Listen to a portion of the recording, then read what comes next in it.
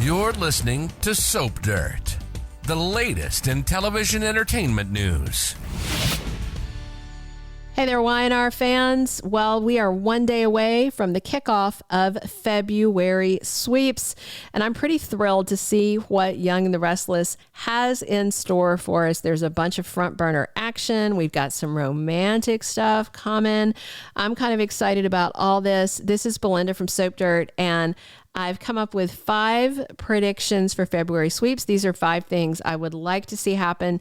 I cannot wait for your comments. Let me know what you think, what your hopes are for sweeps, and we'll see how it goes. Hey, if you haven't already, please reach down, click subscribe so you don't miss any of our updates. Let's jump right into these 5 predictions.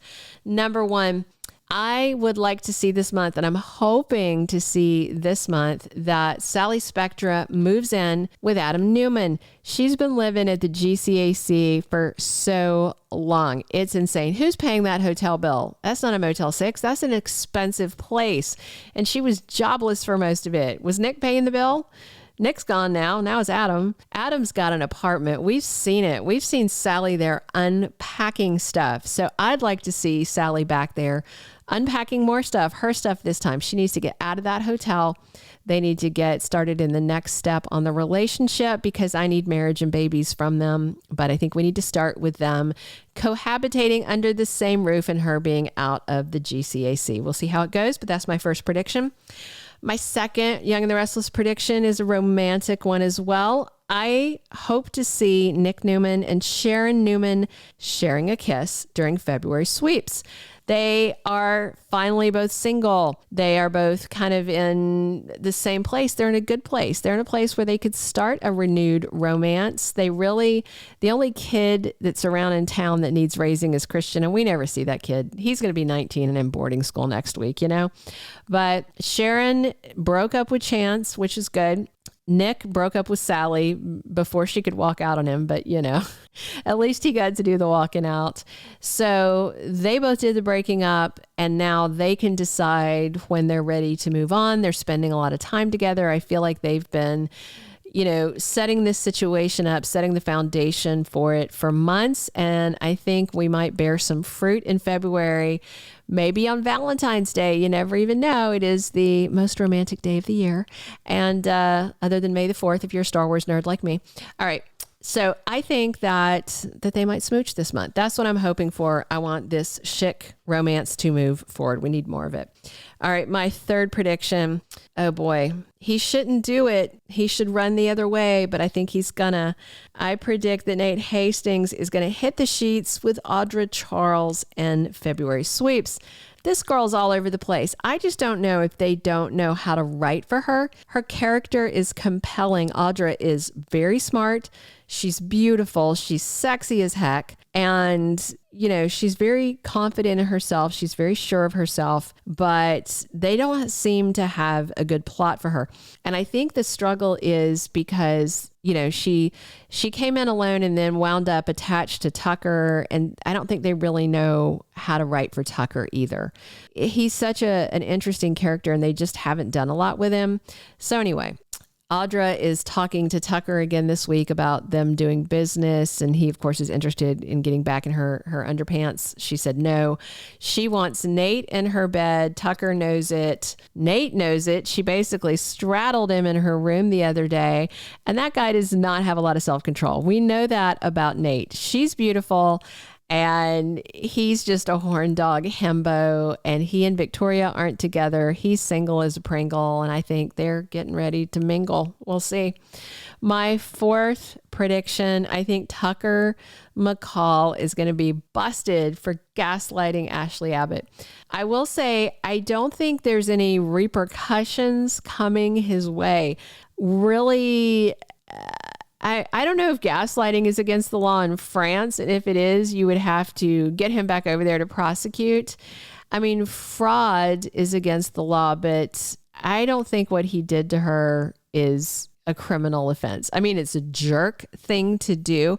So my theory is that Ashley goes over to the cafe in Paris She and Tracy are going to interview some people, talk to them, and I think she's going to find out that Tucker's version of the story is true, at least at a glance. You know, maybe it's true, but I feel like there's going to be some red flags, like the people they talk to repeat the same phrases, things like that. That's how you can kind of tell when people have been prepped for stuff or when there's been a witness tampering, is when all the witnesses and people use the exact same phrase. That's a red flag.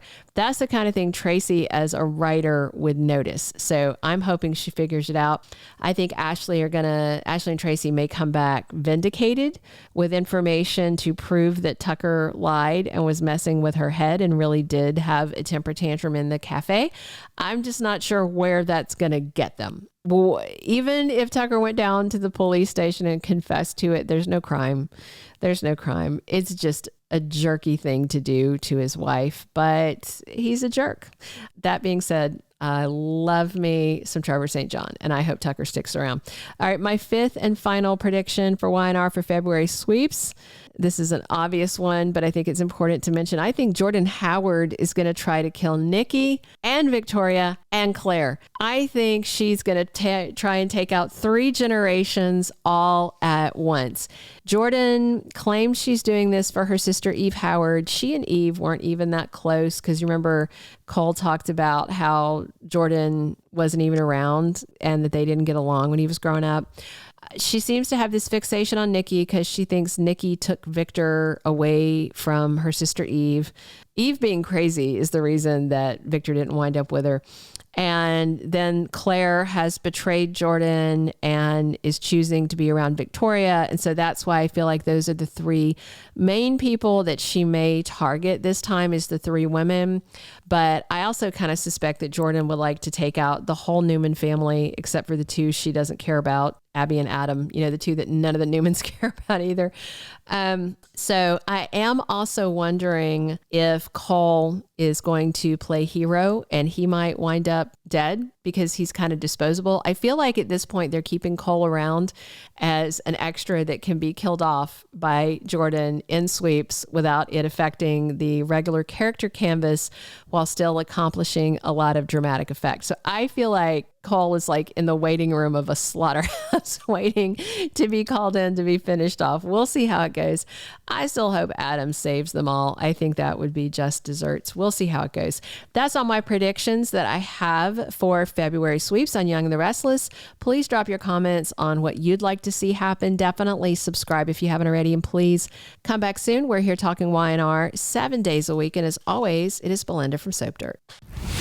Thank you for being a loyal listener. Follow us wherever you get your podcast, because you don't want to miss the next episode. Soap Dirt is on all the major podcast platforms, including Apple Podcast, Spotify, iHeartRadio, and more.